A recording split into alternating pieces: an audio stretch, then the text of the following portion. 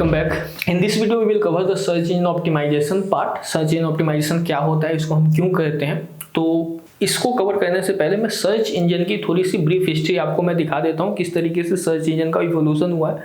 तो सबसे पहला जो आपका सर्च इंजन आया था वो आया था आर्ची करके, वो 1990 में आया था आपका Archie, and it was for the FTP websites. उस समय तक डब्ल्यू आया नहीं था, वर्ल्ड वाइड वेब जो था आपका वो एग्जिस्ट नहीं करता था, तो it was for the FTP sites, FTP के लिए होता है। इसको हम बाद में कवर कर देंगे, एफटीपी वगैरह वाले टॉपिक को विल क्रिएट सेपरेट वीडियो। उसके बाद आपका आता है एक्साइटी 1993, ठीक है। स्टैनफोर्ड के कुछ स्टूडेंट्स ने वर्ड रिलेशनशिप और स्टैटिकल एनालिसिस को कंबाइन करके they created a search engine called Excite 1993। Then in 1994 आपका याहू आता है। Yahoo was created by Jerry Yang and David Filo. It started as a listing of their favorite website, but each entry beside the URL had page description. इन्होंने एक directory के form में जो उनकी favourite website थी उसको उन्होंने list करना शुरू किया, then after that it become Yahoo and search engine का फॉर्म लिया। पहले डायरेक्टरी के फॉर्म में वो था।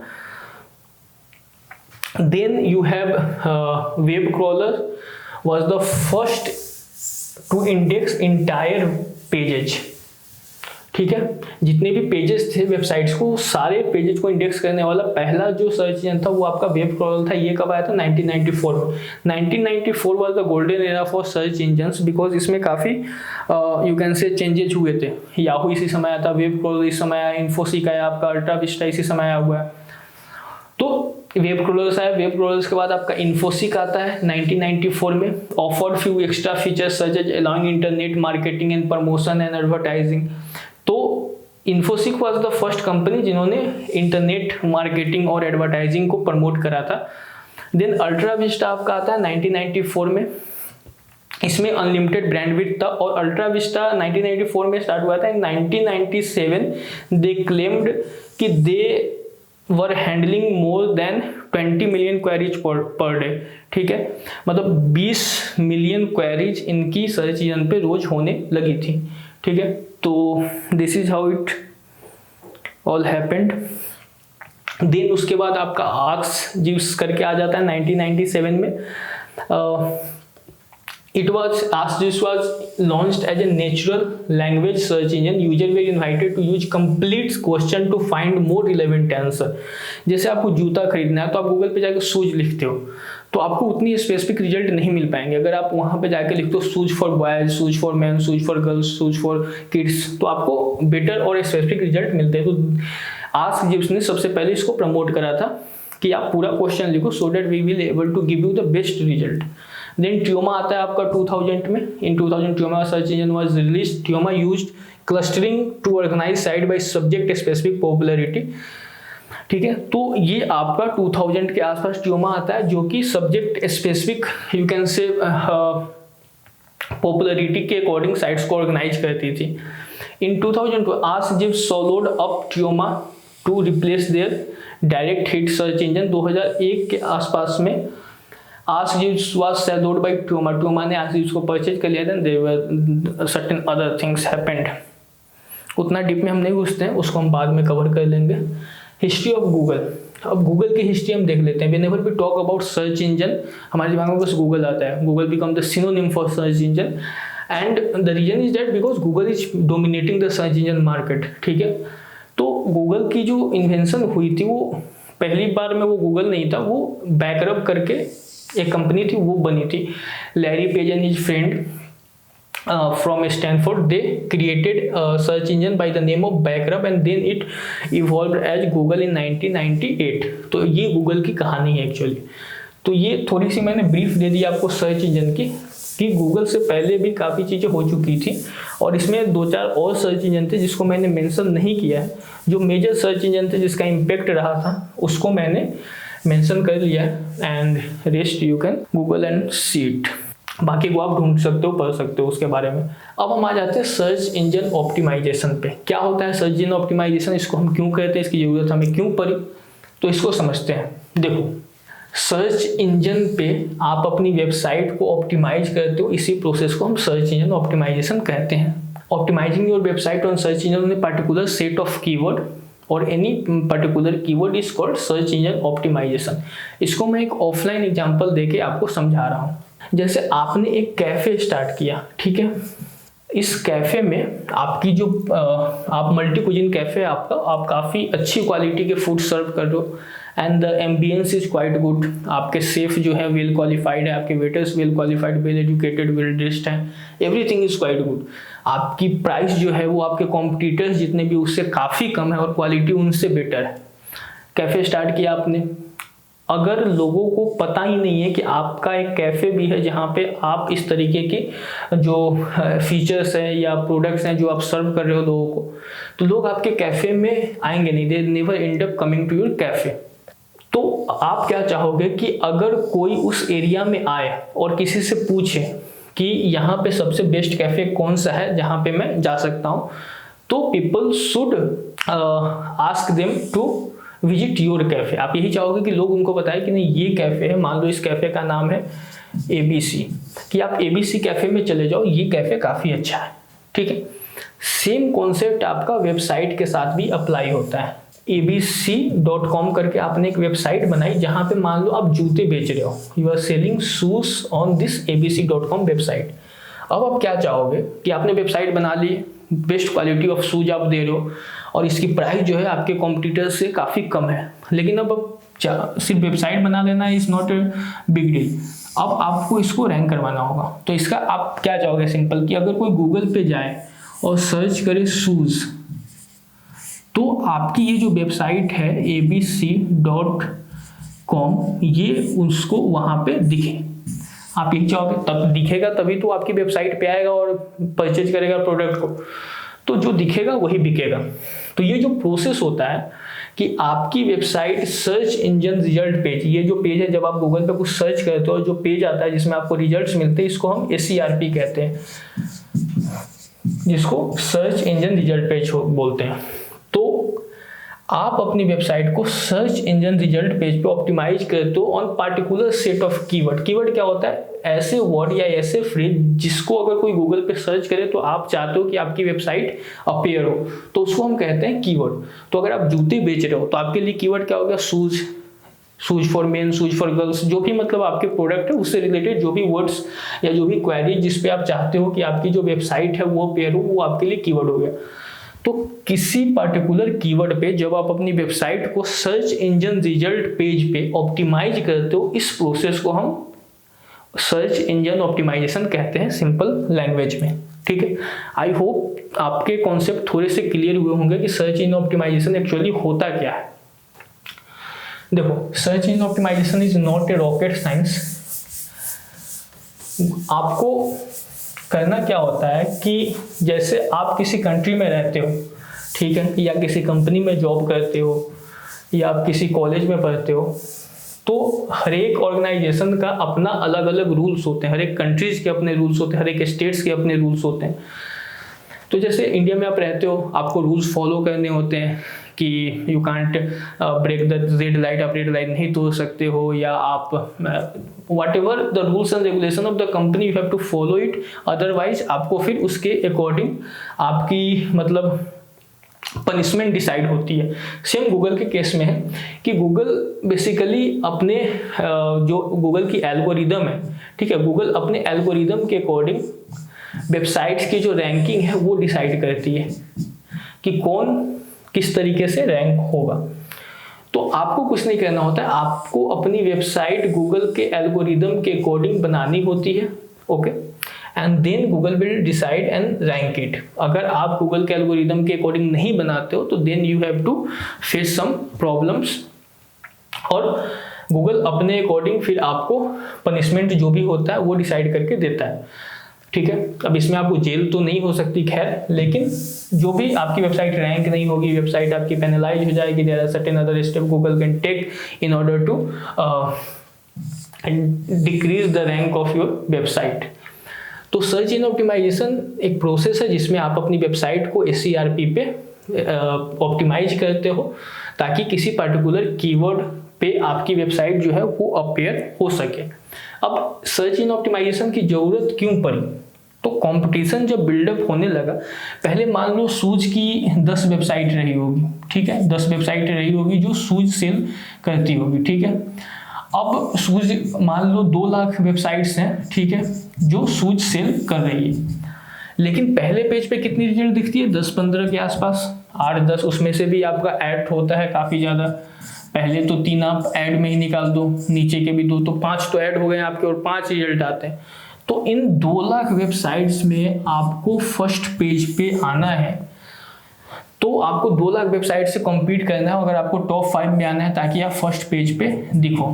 तो इसके लिए हम सर्च इंजन ऑप्टिमाइजेशन करते हैं। गूगल सबसे जो रिलेवेंट वेबसाइट्स होते हैं वो यहाँ पे आपको दिखाता है। सर्च इंजन किस तरीके से काम करता है हम अगले वीडियो में उसको हम समझेंगे। फिलहाल आप इतना समझ लो कि गूगल की जो एल्गोरिदम है उसके अकॉर्डिंग आपको अपनी वेबसाइट बनानी होती है।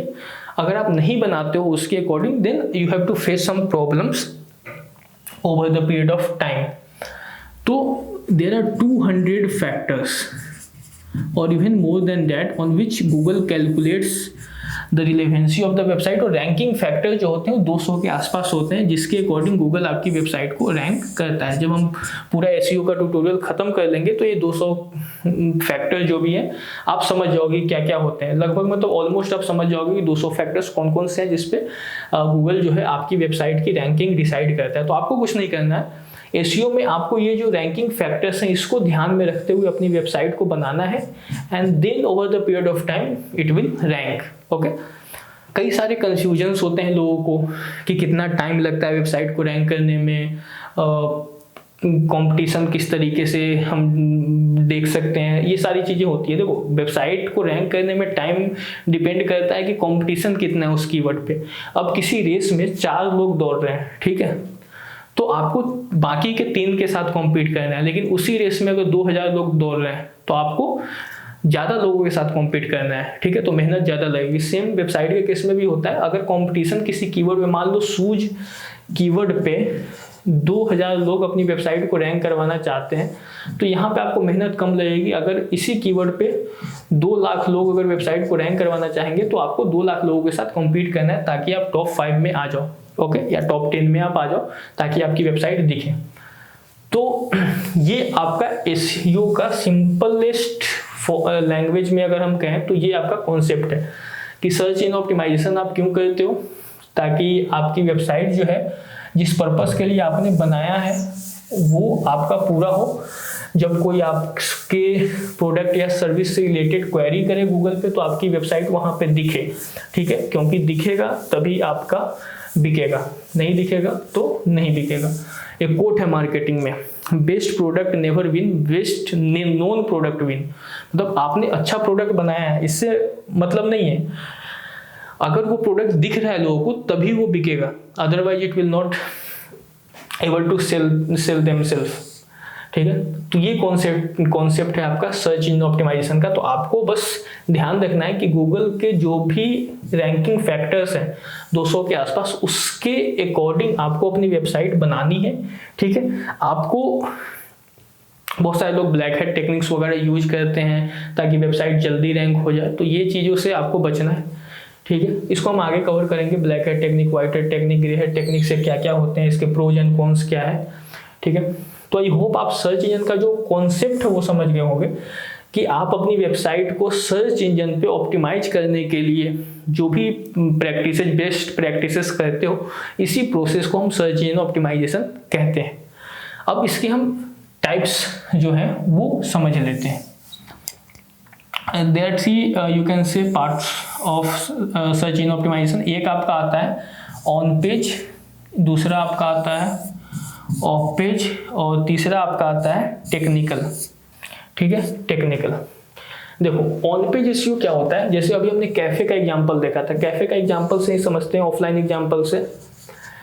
अब आपने कैफे स्टार्ट किया, अब कैफे के सबसे पहले आप अब कैफे के अंदर काम करोगे, ठीक है।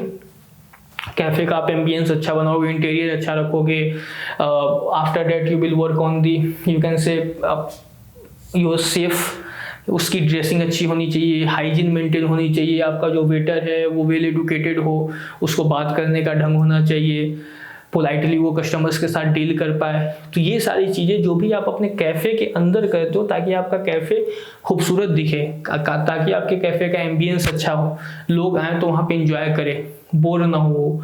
तो what ever you do inside your cafe, okay, in order to make it more you can say customer friendly or more you can say beautiful is kind of on page SEO कि आपने अपनी website बनाई और उस website के अंदर जो भी चीज़ें आप करते हो उसको हम ऑन पेज SEO कहते हैं। कि वेबसाइट में आपने जो भी चीज़ें हैं, जैसे वेबसाइट आपकी रैंक हो जाए, जो भी फैक्टर्स है गूगल के 200 के आसपास, उसमें से जितने भी ऑन पेज के फैक्टर्स हैं उसके अकॉर्डिंग आप अपने वेबसाइट को बनाते हो। उसका कलर कॉम्बिनेशन अच्छा होना चाहिए आपकी वेबसाइट का, ज़्यादा लाल पीला हरा ना हो कि आंखों को चुभने लगे, ठीक है। आपकी वेबसाइट पे एक पेज से दूसरे पेज पे जाना आसान हो, ठीक है। जैसे सिंपल है कि आपकी एक दुकान है जहाँ पे आप, या कैफ़े जो है, इसी के एग्जांपल को हम कैरी फॉरवर्ड करते हैं। जैसे कैफ़े आपका, अब ऐसा ना हो कि आपके कैफ़े में कोई आ रहा है तो उसको किसी प्रोडक्ट को, किसी इवन से कुजिन को ऑर्डर करना है तो उसको प्रॉब्लम हो उस कुजिन को ढूंढने में, ठीक है। There should be a menu in which everything is written in separate you can say sections. ऐसा नहीं कि आपने कॉन्टिनेंटल के साथ आपने थाई कुजिन भी लिखा हुआ है, मुगलई भी लिखा हुआ है, आपने इसमें जापानीज भी लिखा हुआ है, तो जापानीज का अलग सेक्शन हो, इसका। उसी तरीके से वेबसाइट में अगर कोई आ रहा है आपका, तो वेबसाइट जो होना चाहिए आपका यूजर फ्रेंडली होना चाहिए, ठीक है। पहली चीज़ तो ये है कि आपको पहले गूगल को खुश नहीं करना है। कई बार हम क्या करते हैं कि गूगल के फैक्टर्स को इतना हम दिमाग में बैठा लेते हैं कि कस्टमर्स और यूजर्स को हम भूल जाते हैं, और गूगल को खुश करने के चक्कर में हम अपने यूजर्स को खुश नहीं कर पाते हैं। तो Google will only love you when everyone else will love you, ठीक है। तो ये चीज़ आपको ध्यान में रखना है। तो ऑन पेज का मतलब है कि आप अपनी वेबसाइट पे काम करते हो, इसके कलर कॉम्बिनेशन से लेके इसमें नेविगेशन जो आप लगाते हो, लिंकिंग वगैरह, ये सारी चीज़ें अपनी वेबसाइट पे जो भी काम आप करोगे उसको हम कहते हैं ऑन पेज SEO, ताकि जो यूजर्स आपकी वेबसाइट पे आए उनको परेशानी ना हो, ठीक है। फिलहाल हम इतना ही ब्रीफ्स देखते हैं, फिर हम ऑन पेज वाले सेक्शन में जब जाएंगे तो उसमें हम इसको और डीप में देखेंगे कि क्या क्या चीज़ें और हम करते हैं। देन आपका आ जाता है of page SEO। Again of page में भी मैं इसी का एग्जांपल आपको लेके समझा रहा हूँ। अब आपने कैफे में जो है वो सारे चीज़ों पे काम कर लिया, आपने इसका इंटीरियर अच्छा कर दिया, एम्बियंस अच्छा है, आपने अच्छे से फायर कर लिए, आपका वेटर काफ़ी अच्छा है, everything is quite good. Now what you will do, आप क्या करते हो, बैनर्स बनवाते हो, पैम्पलेट छपवाते हो और उसको आप डोर टू डोर डिस्ट्रीब्यूट करते हो। तो ये चीज़ें आप कर रहे हो, आप अपनी वेबसाइट को प्रमोट कर रहे हो कहाँ, सॉरी, आप अपने कैफ़े को प्रमोट कर रहे हो कहाँ, कैफ़े के बाहर, ठीक है। उसी तरीके से आपने वेबसाइट पे अपने काम कर लिया। अब आप अपनी वेबसाइट के बाहर दूसरी वेबसाइट्स पे अपनी वेबसाइट को प्रमोट करते हो, ठीक है। तो ये जो प्रोसेस होता है इसको हम ऑफ पेज SEO कहते हैं, ठीक है। इसके जब ऑफ पेज SEO वाले सेक्शन पे मैं जाऊँगा तो इसको और डीप में मैं आपको समझाऊंगा क्या क्या चीज़ें होती हैं। सिंपल अगर मैं इसको थोड़ा सा अभी आपको ब्रीफ दे दूं तो आप इतना समझ जाओ कि जैसे आपने ऑन पेज काफ़ी अच्छा करा, आपने वेबसाइट बनाई और आप अपने वेबसाइट को गूगल को सबमिट कर देते हो। अब गूगल के लिए आप नए हो, ठीक है, तो रैंकिंग में आपको इशू आएगी, गूगल आप पे जल्दी ट्रस्ट नहीं करेगा। तो सेम जैसे ये कैफ़े आपका नया है, अब इस कैफ़े के बारे में आप, कैफे में इंटीरियर काफ़ी अच्छा, मतलब सब कुछ बेस्ट आपने कर लिया, लेकिन लोगों को पता नहीं है इसके बारे में, लोग आपको ट्रस्ट नहीं करते हैं, ठीक है। तो आपको पहले ट्रस्ट बिल्ड करना होगा, then you will able to compete with them.